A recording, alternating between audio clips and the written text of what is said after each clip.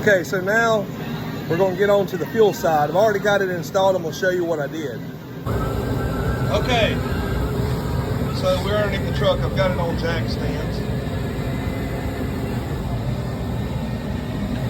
Got pretty good ways up there. So the first thing I did was the fuel lines that come from the tank right there. There's 3 of them. One of them is your fuel supply, one of them is your return, and one of them is your vent. Okay, and come back over here. This is where they were connected to. So it goes from the tank right over here, runs across this cross member, comes out right here.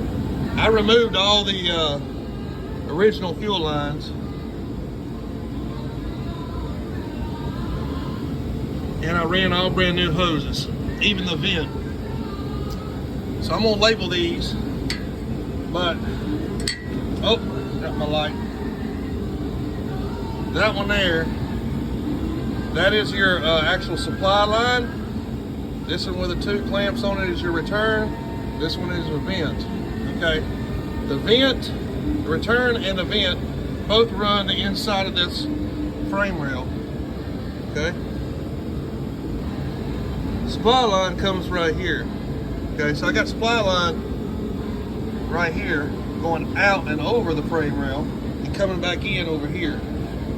So what I've got, get back over here, on the outside of the frame rail, I've got it coming over, going to a pre-filter right here, and then a short piece going to the inlet of the pump. I've got the pump mounted to the side of the rail here. I've got the discharge of the pump going back over and running with those other 2 lines, and then I've got the power right here. So only thing I've got left to do is strap this power and work my way up to the front, and then I'll get ready to put the EFI on there. Now, what I'm doing, instead of having the fuel run through here like it did and went to the old mechanical fuel pump, I'm gonna run up the backside of the firewall. So you can see it right here.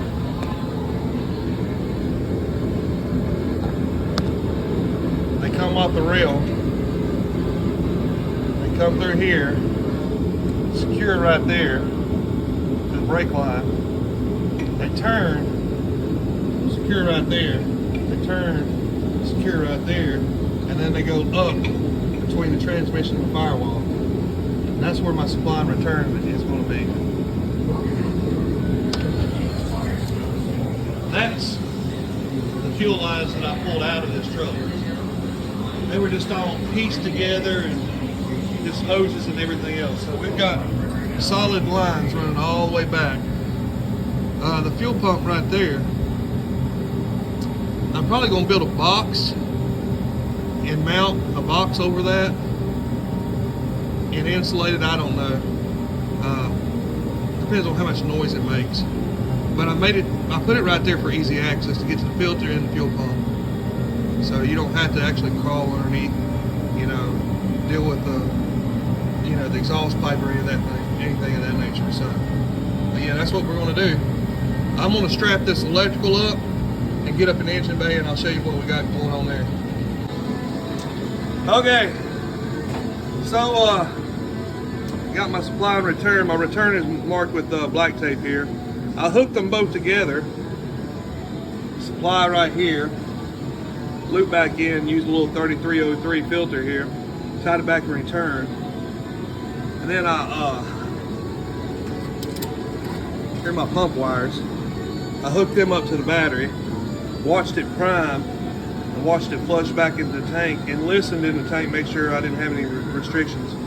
But back there on that firewall is where I'm going to come up with my fuel line, and from there we're going to go into the new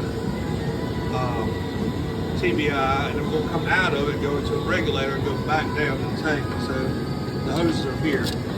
This guy right here is going to tie into the wiring harness. So yeah, that's pretty much prepping for the fuel, and we're good to go. My vent on the fuel tank ties into this carbon canister right over here on the driver's side. So that's where the fuel tank's vented. You got to have the tank vented when you're using an electric pump. It's got to be vented really well. So yeah, we already tested. It's ready to go. Now I just need to remove the Edelbrock carburetor and go ahead and slap on the EFI. I'm gonna put the computer right there where that little vacuum guy is. I'm gonna get rid of that and put the ECM right there. My wiring harness is gonna go from there. It's gonna roll around underneath my spark plugs. It's gonna go around here. And it's gonna hit my temperature sensor. It's gonna hit my TBI. It's also gonna catch my oxygen sensor, which I'm gonna put it down there.